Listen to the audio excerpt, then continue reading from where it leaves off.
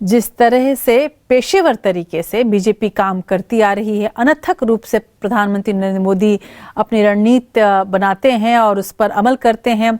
BJP को एक चुनावी मशीन कहा जाने लगा है जैसे, और जिस तरह से प्रधानमंत्री मोदी के बारे में एक बात बड़ी आमतौर पर कही जाती है कि वो क्षण भर भी आराम नहीं करते, यहाँ तक कि वो सोते भी नहीं हैं।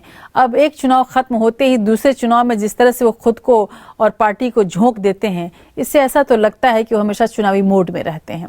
अब जनवरी से ही विपक्ष को नेस्तनाबूद करने के लिए पार्टी जमीन पर उतर जाएगी। पार्टी के तमाम बड़े नेता इस खाके को तैयार कर चुके हैं और विपक्ष को खत्म करने के लिए तरह तरह की आजमाइश करने पर उतारू हैं। तो आइए नजर डालते हैं बीजेपी की चुनावी रणनीति पर। मैं नरेंद्र दामोदर दास मोदी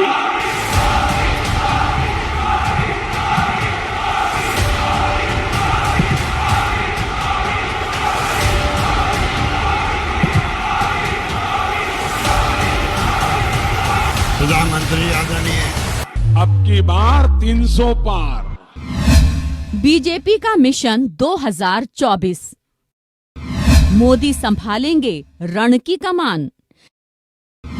160 सीटों पर फोकस। मोदी का अश्वमेध यज्ञ। 2024 में होने वाले लोकसभा चुनाव के लिए भारतीय जनता पार्टी ने कमर कस ली है। बीजेपी 3 राज्यों के फॉर्मूले से 2024 फतह करना चाहती है।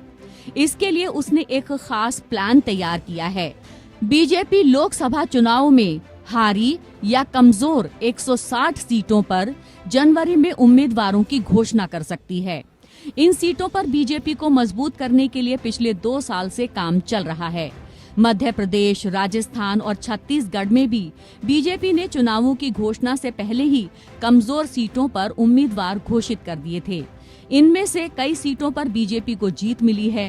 हारी या कमजोर 160 सीटों में से ज्यादातर सीटें दक्षिण और पूर्व राज्यों की हैं। इसके अलावा उत्तर प्रदेश, झारखंड, महाराष्ट्र, पश्चिम बंगाल और बिहार की भी कई सीटें हैं। यूपी की 14 सीटों पर बीजेपी 2019 में हारी थी। देश में अगले साल लोकसभा चुनाव होने हैं। 350 प्लस सीटों के टारगेट को हासिल करने के लिए बीजेपी अब उन 160 सीटों पर फोकस कर रही है जिन पर वो 2019 लोकसभा चुनाव में हार गई थी। हाल में संपन्न हुए 3 राज्यों के चुनाव में बीजेपी ने इन्हीं सीटों पर खासा जोर दिया था। पार्टी ने इन 160 सीटों को सी और डी कैटेगरी में बांट दिया था। सी और डी कैटेगरी में 80-80 सीटें रखी गई थी। पीएम मोदी खुद संभालेंगे प्रचार की कमान। मिशन 160 के लिए बीजेपी ने 40 केंद्रीय मंत्रियों की अलग अलग टीम गठित की थी। मोदी कैबिनेट में शामिल मंत्रियों को प्रभारी बनाया गया था। इनमें हर एक मंत्री के पास 2 से 3 लोकसभा सीट की जिम्मेदारी थी। वही फॉर्मूला अब बीजेपी लोकसभा चुनाव में अपनाएगी। संसद का शीतकालीन सत्र खत्म होते ही प्रधानमंत्री नरेंद्र मोदी प्रचार की कमान संभालेंगे। पीएम मोदी हर राज्य में 2 से 3 दिन जाएंगे। जनता से सीधे पूछे जाएंगे सवाल। पीएम मोदी के सरकारी दौरों पर विभिन्न विकास परियोजनाओं का उद्घाटन और शिलान्यास होगा। इसके साथ ही प्रधानमंत्री लोगों के बीच जाएंगे। बड़ी सभाओं का आयोजन किया जाएगा। बीजेपी ने अपने सांसदों के प्रदर्शन के बारे में अब जनता से सीधे सवाल किए हैं। नमो ऐप पर सरकार के प्रदर्शन, योजनाओं के क्रियान्वयन आदि के बारे में जनता का सीधा फीडबैक मांगा गया है। हर संसदीय क्षेत्र में 3 सबसे अधिक लोकप्रिय बीजेपी नेताओं के नाम भी मांगे जाएंगे। इन्हीं के आधार पर आगामी लोकसभा चुनाव में उम्मीदवारों के नाम का फैसला होगा। चुनाव अभियान समिति का गठन। बीजेपी लोकसभा चुनाव के लिए घोषणा पत्र और चुनाव अभियान समिति का गठन भी करेगी।